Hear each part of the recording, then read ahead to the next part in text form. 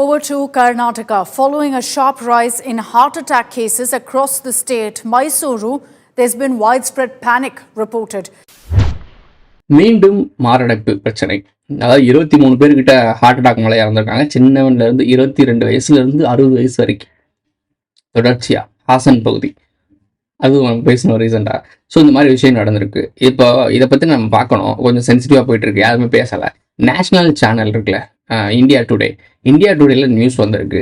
1500 views கூட போகல, 100 like கூட இல்லை, 50 லைக் கூட கிடையாது.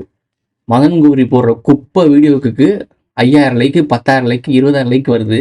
இவன் இந்தியா டுடேல இப்படி ஒரு நியூஸ் நடந்திருக்கு. இது வந்து ரொம்ப சென்சிட்டிவான நியூஸ். அடுத்தடுத்து ஹார்ட் அட்டாக்ல இறக்குறாங்க அப்படின்னா கோவிடோட இம்பேக்ட் இருக்கும்.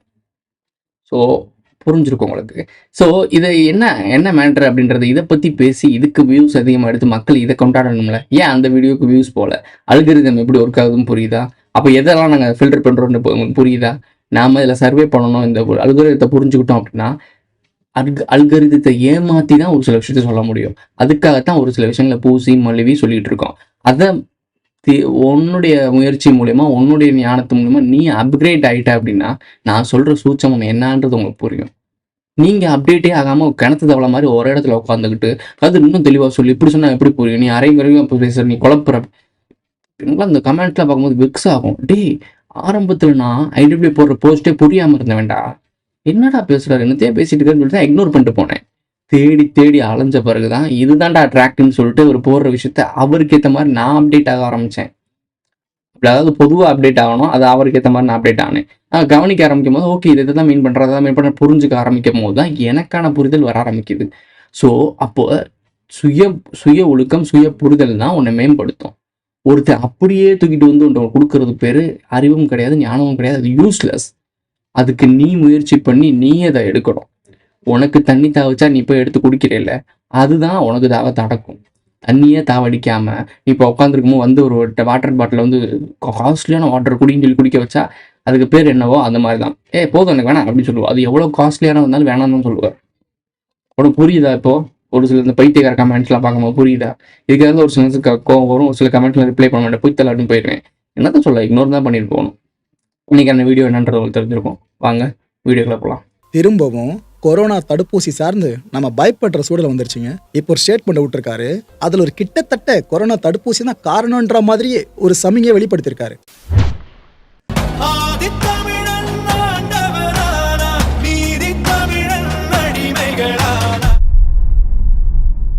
சின்ன யங்ஸ்டர்ஸ்லாம், அதாவது கிட்டத்தட்ட 25-23 வயசு ரீசெண்டாக கல்யாணம் ஆனவங்க, குழந்தை வச்சுருக்கவங்க இந்த மாதிரி ஹார்ட் அட்டாக்ல போய் சேர்றாங்கன்னா, நான் 90s கிட்ட சின்ன பையனாக இருக்கும்போது சீரியலில் தான் அந்த ஹார்ட் அட்டாக் அப்படின்றத பார்த்துருக்கேன்.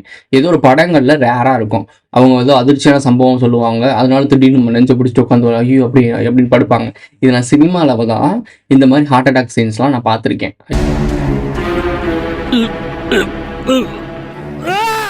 ரியல் லைஃப்ல ஹார்ட் அட்டாக்னு சொல்லி இறந்து போனவங்க நான் பார்த்ததே இல்லை. ஏதோ ஒரு ரேர் கேஸ், 1 இயர்ல இல்லை ஒரு கேஸ் இல்லை 2 கேஸ் தான் என் காதுக்கே வந்து கேட்டிருக்கோம். இவங்க ஒருத்தவங்க ஒரு ஹார்ட் அட்டாக்ல இறந்துட்டாங்க. அது வயசானவங்களாக தான் இருக்கும். ஒரு 50 வயசு இல்லை 60 வயசுக்கு மேலே இருக்கவங்க தான் இந்த மாதிரி ஹார்ட் அட்டாக்ல இறந்து நான் கேள்விப்பட்டிருக்கேன். இப்போ ஒரு 19 இருக்குல்ல, C19, இந்த C19 வந்துட்டு போனதுலேருந்து ரீசன்ட்லி வந்துட்டு போனதுலேருந்து நான் அதிக நியூஸ் என்ன கேட்டுட்டு இருக்கேன் அப்படின்னா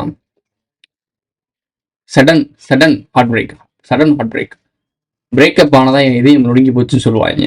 இப்போ நார்மலாகவே நொறுங்கி போச்சு. சவுண்டு ஃபுல்ல கூட வச்சா நொறுங்கி போகுது. ஃப்ரீக்வன்சிக்கு அட்ராக்ட் ஆகுது. உங்களுக்கு நான் பேசுறது புரியுதா என்னன்னு தெரியல. ஒரு சில விஷயத்தை நான் பூசி மழுவி விட்டுருக்கேன். செலிப்ரேட் பண்ணுற இடத்துல, அதாவது டான்ஸ் ஆடுற போது, ஒரு பார்ட்டி நடந்துட்டு இருக்கும் போது, அதிக சத்தம் இருக்க இடத்துல ஆடும் போது ஹார்ட் பிரேக் ஆகிட்டு இருக்கு. மயங்கி விழுகிறாங்க. எத்தனையோ ஈவெண்ட்ஸ் பார்த்துருப்பீங்க, எத்தனையோ மேரேஜ் ஃபங்க்ஷனில் பார்த்துருப்பீங்க. இப்போ மணப்பெண் நடந்து போயிட்டு இருப்பாங்க, மணப்பெண் தோழி, மணப்பெண் தங்கச்சி, இந்த மாதிரி ஆட்கள்லாம் அங்கே விளையாண்டுட்டு இருக்கும்போது, டான்ஸ் ஆடிட்டு இருக்கும்போது நம்ம மயங்கி விழுகிறத பார்த்துருப்பீங்க. யங்ஸ்டர்ஸ்.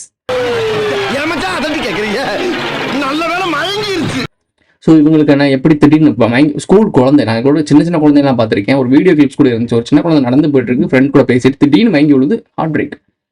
குழந்தைக்கு எப்படின்னு ஹார்ட் அட்டாக் வரும்?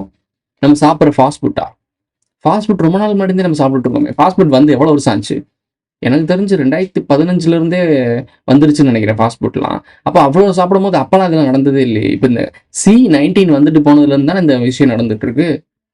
ஒத்துக்க ஏன் மாட்றீங்க யாருமே? அதை அக்செப்ட் பண்ணிக்க முடியலையே உங்களால்? ஏன் எல்லாரும் ஃபோர்ஸ் பண்ண வேண்டியணும்? இல்லை ஒர்க் போகிற இடத்துலலாம் இதை நீங்கள் குத்துனா தான் வரணும் அப்படின்னு சொல்லிட்டு ஃபோர்ஸ் பண்ணாங்க. நிறைய இடங்கள்ல எல்லா இடத்துலையும் சர்டிஃபிகேட் கேட்குறாங்க. ஏன் கேட்டாங்க? அப்புறம் கோர்ட்டில் இந்த மாதிரி பேச ஆரம்பிச்சோன்னே கோர்ட்டில் என்ன சொன்னாங்க, நாங்கள் யாரும் கட்டாயப்படுத்தலை, உங்கள் விருப்பத்தில் தான் போட்டுக்கலாம்னு சொன்னாங்க. அப்போ எத்தனை கோடி மக்களை வேலைக்கு வரும்போது நீ போட்டு தான் உள்ளே வரணும்னு சொல்லி எவ்வளோ பேர் ஃபோர்ஸ் பண்ணி வேலையை விட்டு அனுப்பிடும் மிரட்டி போட வச்சாங்களா? அதுக்கெல்லாம் ஏன் காரணம்? அவங்களுக்கு எங்கே இருந்து அழுத்தம் வந்திருக்கு? மக்கள் மேலே அவ்வளோ அக்கறையானவங்களா? அப்படியே கலாச்சாரம் வைக்கும் போது அதுக்கு 10 லட்ச ரூபா கொடுத்துட்டு இருக்காங்க. உங்களுக்கு புரியுதா? கலாச்சாரம் ஏன் விற்கிறாங்க? உங்களுடைய கவர்மெண்ட்டோட இந்த சொல்லுவாங்கள்ல, உளவுத்துறையெல்லாம் சொல்லுவாங்கள்ல, அதெல்லாம் ஸ்ட்ராங்காக இருந்திருக்கும்ல. இங்கே இதெல்லாம் மாதிரி விற்கிறாங்க, இந்த மாதிரி பண்ணுறாங்க.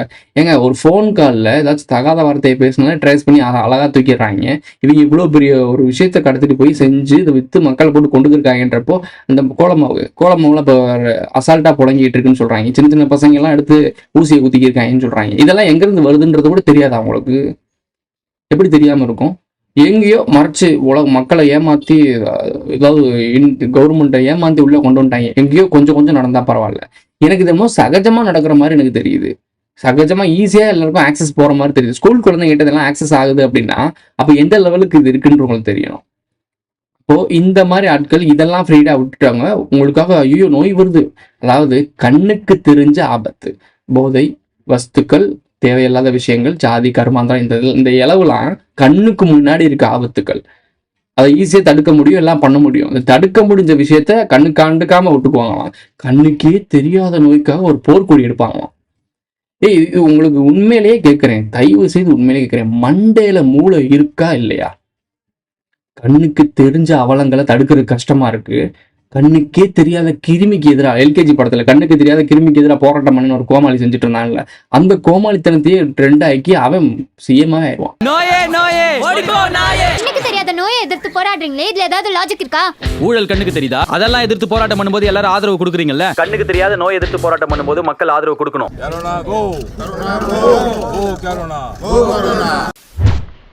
எந்த மாதிரி சமூகத்துல வாழ்ந்துட்டு இருக்கீங்கன்னு தெரியுதா? எப்படி இந்த சமூகத்தை மாத்தி வச்சிருக்காங்கன்னு தெரியுதா? கண்ணுக்கு தெரியாத நோய்க்காக எல்லாரும் ஃபோர்ஸ் பண்ணி உலக நாடுகள்லாம் குத்தி தீத்து முடிச்சுட்டாங்க. அதுக்கப்புறம் ரீசெண்டாக அவங்களே ஒத்துக்கிட்டாங்க, ஆமா இதில் சைட் எஃபெக்ட் இருக்குன்னு. ஒருத்தன் சீல்டுக்காரையை பேக்கப் ஆனான். புரியுதா உங்களுக்கு? அந்த நான் கொடுத்ததெல்லாம் திருப்பி எடுத்துக்கிறேன்னா, நீங்கள்லாம் ஒரு ஆராய்ச்சி எலின்னு சொன்னோம். அப்போ என்ன சொன்னீங்க? ஹே சிரிச்சிங்கல்ல. இப்போ என்ன நடந்துட்டு இருக்கு? திடீர் டடாக் இப்படி பிடிச்சி உட்காந்துடுறாங்க. ஏன் படத்தில் பார்க்குறவங்க கூட பேசிக்கிட்டே இப்படிலாம் உட்காரலங்க, அவங்க போயிட்டு இருக்காங்க, ஸ்டாப்புன்னு விழுந்துடுறாங்க. இப்போ ஒரு ரோபோட் இருக்குன்னு வச்சுக்கோங்களேன். இந்த ரோபோட்டுக்கு கனெக்ஷன் போயிட்டு இருக்கு, அதை ஆஃப் பண்ண நமக்கு டப்புன்னு ஆஃப் ஆக்கி விழுந்துரும்ல, அந்த மாதிரி விழுந்துட்டு இருக்காங்க. பாட்ஸ் மாதிரி விழுந்துட்டு இருக்காங்க. எந்த ஒரு துடிப்பும் இல்லை, எந்த ஒரு ஐயோ ஆத்தான் கத்திட்டு விழுந்தா முடிஞ்சு. எப்படி இது நடக்குது? திடீர்னு நடக்குதா? இது இன்னமும் டீட்டெயில்டாக கூட ஒரு சில விஷயங்கள்லாம் ஓப்பனாக வார்த்தைகள்லாம் பேச முடியும். சேனலை தூக்கிடுவாங்க. ஆண்டுகளாக உட்காந்து போட்ட உழைப்பு, வேர்த்து ஒழுகி ரிஸ்க் எடுத்து இந்த 3000 பேரை கொண்டு வந்திருக்கோமே, இந்த ஒரு சில விஷயத்த சொல்ல போய் சேனலை தூக்கிட்டு திருப்பி முதல்ல இருந்து ஆரம்பிக்கணுமா? முட்டா பையன் தான் அந்த வேலை பார்ப்பான். நான் இல்லை, நான் அந்த முட்டா பையன் கிடையாது. ஸோ நீ புத்திசாலி ஆக ட்ரை பண்ணு. நான் முட்டா பையல் ஆக ட்ரை பண்ணலை, நான் முட்டா பையல ஆகவே மாட்டேன். அதுக்காக தான் நான் முயற்சி பண்ணிட்டு இருக்கேன். நீங்கள் எல்லாருமே இந்த லெவலுக்கு வாங்கன்னு சொல்லிட்டு இருக்கேன். மறைபொருளாக சொன்னாலும் புரிஞ்சுக்க முடிஞ்ச அளவுக்கு வாங்கன்னு சொல்லிட்டேன். அப்போது இது பெரிய லெவலில் நமக்கு பிரச்சனை கொடுக்காது. நீங்கள் லோ லெவலில் இருக்கும்போது என்ன ஆகும் அப்படின்னா, அப்போ உங்கள் லெவலுக்கு இறங்கி சொல்லணும் அப்படின்னா எல்லாத்தையும் டீட்டெயிலாக சொல்ல வேண்டியிருக்கும். டீட்டெயிலாக சொன்னால் சேனலை தூக்கிட்டு போயிடுவேன், ஸ்ட்ரைக் அடித்து முடிச்சு விட்ருவேன். உங்களுக்கு புரியுதா எப்படி என்னை மாட்டி முடிக்க வைக்கிறீங்கன்னு? அதுக்கு தான் மேலே வாங்கடான்னு சொல்கிறோம். நீங்கள் மேலே வந்துட்டீங்கன்னா மேலே இருக்கவன் கீழே இறங்க தேவையில்லை, ஏதாவது சேர்ந்து மேலே போகலாம். நீ வேணா வா, அதாவது மேலே ஏறலாம்ன்ற மீன்ஸ் அடுத்த லெவலுக்கு போகலாம். ஒரு பேச்சு சொன்னா என்ன அங்க வர சொல்றது? பதறி போயிட்டல. மேலே போகலான்னா அங்கே போகலான்னு நினச்சிடாதீங்க, கொண்டு போவாங்க, எவ்வளோ கமெண்ட் பண்ணுவாங்க. ஸோ அந்த மாதிரி கிடையாது. அடுத்த ஒரு புரிதலுக்குள்ளே போகலாம், அடுத்த பக்குவத்துக்குள்ளே போகலாம். இப்போது அதுதான் சிக்கலாகவே இருக்குங்க. ஸோ கொஞ்சம் புரிஞ்சுக்க ட்ரை பண்ணுங்கள். புதுசாக யாராச்சும் ஆடியன்ஸ் குதர்க்கமான கேள்வி கேட்குறாங்கன்னா உங்களுக்கு அந்த புரிதல் இருக்குது அப்படின்னா நீங்களே கமெண்ட்ஸில் பதில் சொல்லுங்கள். எல்லாருக்கும் நானே பதில் சொல்லணும்னு எதிர்பார்க்காதீங்க. ஸோ நான் திங்க் பண்ணிவிட்டு வேறு அடுத்த வேலையை பார்க்குறதா, இல்லை உங்களுக்கே இப்படியே இந்த வீடியோ சேனலு கமெண்ட்ஸ் இதுக்குள்ளேயே உட்காந்துட்டு இருக்கதா? உங்களுக்கு புரியும் நினைக்கிறேன். ஸோ நான் சொன்னோம், குத்தாதீங்கன்னு சொல்லி நான் குத்தலை. எனக்கு தெரிஞ்ச முக்கியமான ஆட்களை நான் குத்த விடலை. என் ஃபேமிலிலையும் குத்துனாங்க, பூஸ்டர்லாம் போய் போட்டாங்க. நான் சொன்னேன் வேணான்னு சொன்னேன், கேட்கல. இப்போ கை வலிக்குது, ப்ரெஷர், அது எங்கள் வீட்டில் நான் ஓப்பனாக சொல்லவா, எங்கள் அம்மா இருக்குது. எங்கள் அம்மா நேற்று முன்னாடி கூட பேசிகிட்டு இருந்தோம் மாடியில், ப்ரெஷர் இத்தனை இருக்குன்னு சொல்லிட்டு இருக்கு. இத்தனை வருஷம் எங்கள் குடும்பத்தில் தான் நான் வாழ்ந்துட்டு இருக்கேன். எங்கள் வீட்டில் யாருமே இந்த மாதிரி ப்ரெஷர் இருக்குது அது இருக்குன்னு சொல்லி சொன்னதே கிடையாது. ஆனால் இப்போ சொல்கிறாங்க இவ்வளோ ப்ரெஷர் இருக்கும், அவ்வளோ ப்ரெஷர் இருக்கும், இவ்வளோ டேப்லெட். எங்கள் அம்மா அவ்வளோ டேப்லெட் வாங்கி வச்சிருக்கு. நல்லா இருந்த மனுஷிய சொன்னேன் குத்தாதன்னு சொன்னேன். மைன்யூட்டா அது பாதிக்குதுங்க. மைன்யூட்டா வேற ஏதோ ஒரு நோயை கொண்டு வந்துட்டு இருக்கு உள்ள. இதுதான் செய்யும்னு கிடையாது. ஒருத்தனுக்கு ஹார்ட் பிரேக் ஆகுதுன்னா அவன் அவ்வளவு வீக்கா இருக்கான்னு அர்த்தம். மொத்தமா அவனோட டிஎன்ஏ அவ்வளவு வலுவிழந்து இருக்குன்னு அர்த்தம். ஆல்ரெடி முடிச்சவன் சக்கையாயிட்டான்னு அர்த்தம். சர்வே ஆஃப் ஃபிட்னஸ் சொல்லுவாங்கல்ல, அந்த ஃபிட்னஸ்ல ஃபெயிலியர் ஆன மாடல்ஸ்னு அர்த்தம். அதான் ஈஸியா போய் சேர்ந்துருது. ஸ்ட்ராங்கா நிக்கிற மரபணுகள் ஃபுல்லா வேற வழியில பாதிக்குது. தலைவலி, கால்வலி, முட்டி வலி, இந்த மாதிரி வைத்த வலி, ஏதோ ஒரு கண்ட்ராவியை கொண்டு வந்துடுது. இதுக்கு சாட்சிகள் இல்லை, இதுக்கு ஆதாரங்கள் இல்லை, கண்டுபிடிக்க முடியாது. அந்த டெக்னாலஜி நம்மகிட்ட இல்லை, அந்த பொட்டன்ஷியல் நம்மகிட்ட இல்லை. அந்த தைரியத்துல தான் அந்த ஆட்டம் ஆடுறாங்க. புரிஞ்சுக்கோ, வெளிச்சுக்க, பொழைச்சிக்க, சொல்ல முடிஞ்சதை சொல்லிக்கிட்டு இருக்கேன். என் வீட்லயே இந்த எக்ஸ்பீரியன்ஸ் இருக்கும் போது எத்தனை குடும்பத்துல எத்தனை விஷயங்கள் இருக்குன்னு யோசிச்சுப்பாரு. நான் போடலை, சிப்பு மைக்ரோ சிப் எடுத்து வருவான். இதுல எப்படி இப்போ என்ன மேட்டர் அப்படின்னா, இந்த ஹார்ட் பிரேக் ஆகிட்டு இருக்கனால இதுக்கு ஒரு வேக்சினா. இப்போ என்ன மாதிரி ஆயிடுதுன்னா, ஒருத்தன் ஒரு பொய் சொல்லிட்டான். நம்ம ஒரு பழமொழி கேட்போம், ஒரு பொய்யை மறைக்கிறதுக்கு 1000 பொய் சொல்லுவாங்கன்னு சொல்லுவாங்கல்ல. ஒரு தப்பு பண்ணிட்டு அந்த தப்பை மறைக்கிறதுக்கு 1000 தப்பு. ஒரு குத்து ஊசியை நடத்திட்டு 1000 குத்து ஊசியான். இது மனுஷனோட உடம்பா இல்லை லேபா? எனக்கு புரியல, சீரியஸ்லி புரியல. ஒரு ஊசியை குத்திடுவாங்கலாம், அந்த ஊசியோட சைடு எஃபெக்ட் எதுவும் வந்துடக்கூடாதுன்னு இன்னொரு ஊசி குத்துவாங்க. அப்போ அந்த ஊசிக்கு வேற சைடு எஃபெக்ட் வந்துச்சுன்னா இப்படியே குத்திக்கிட்டே போவீங்களா? இது எல்லாம் அறிவார்ந்த ஒரு கூட்டம் பண்ணக்கூடிய வேலையா? ஒரு ஊசியை கண்டுபிடிக்கிறாங்க, தடுப்பூசின்னு கண்டுபிடிக்கிறாங்கன்னா அது ஒரு குறிப்பிட்ட பீரியட், ஒரு 10 இயர்ஸ் கிட்ட அதை ரிசர்ச் பண்ணணுமா. 10 இயர்ஸ் கிட்ட வச்சு ஆராய்ச்சி பண்ணி அது என்னென்ன சைடு எஃபெக்ட் வருது எல்லாம் ரிசர்ச் பண்ணிட்டு தான் ஹியூமன்ஸோட உடம்புல குத்தணுமா. ஆனால் இவனுங்க 1 இயர்க்குள்ள தூக்கிட்டு வந்து குத்துனாங்களா? எவனுமே இதை பத்தி கேட்கல, பேசுறாங்களா போல அந்த வாதி இந்த வாதி சொல்லி தூக்கிட்டு உள்ள வச்சு முடிச்சிடுறாங்க.